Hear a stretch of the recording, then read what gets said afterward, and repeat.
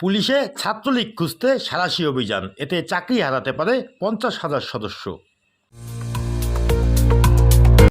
Bangladesh police বাহিনীতে ছাত্রলীগের ক্যাডারদের শনাক্ত করতে দেশব্যাপী সাঁড়াশি অভিযান শুরু হয়েছে।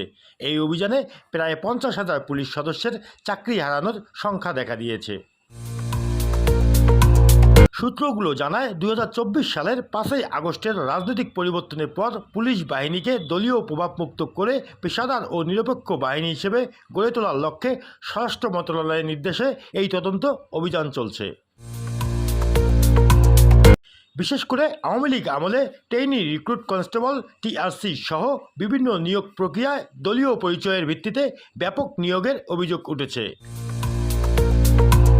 প্রতিটি জেলায় পুলিশ সুপারের নেতৃত্বে কমিটি গঠন করে ছাত্রলীগের সক্রিয় সদস্য ও ক্যাডারদের তালিকা তৈরি করা হচ্ছে। তদন্তে যাদের দলীয় সংশ্লিষ্টতা প্রমাণিত হবে তাদের বিরুদ্ধে শৃঙ্খলা ভঙ্গের অভিযোগে ব্যবস্থা নেওয়া হতে পারে। একাধিক সূত্রে জানা গেছে, গত এক দশকে পুলিশের নিয়োগপ্রাপ্ত লক্ষাধিক সদস্যের মধ্যে উল্লেখযোগ্য সংখ্যক ছাত্রলীগের সঙ্গে যুক্ত ছিল বলে অভিযোগ রয়েছে।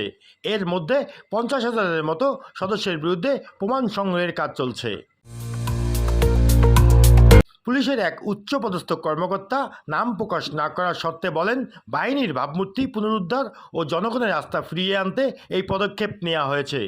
যোগ্যতা ও সততার ভিত্তিতে নিয়োগ না হলে পুলিশ কখনো পেশাদার বাহিনী হতে পারবে না। এদিকে অভিযানের খবর ছড়িয়ে পড়ায় পুলিশ সদস্যদের মধ্যে উদ্বিগ্ন বিরাজ করছে। অনেকে বলছেন রাজনৈতিক প্রতিহিংসার শিকার হতে পারে তারা।